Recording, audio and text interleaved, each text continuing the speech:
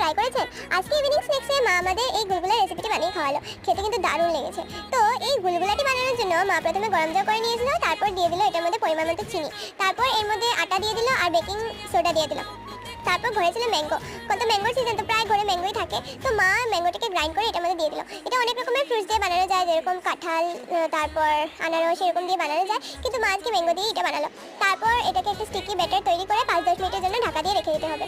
তারপর কড়াইয়ের মধ্যে অল্প রিফাইন তেল দিয়ে এর মধ্যে গুলগুল করে গুলগুলাটি ভেজে নিতে হবে, যাতে এটাকে কম স্টিমে ভাজতে হবে, যাতে ভিতরটাও ভাজা হয়ে যায়।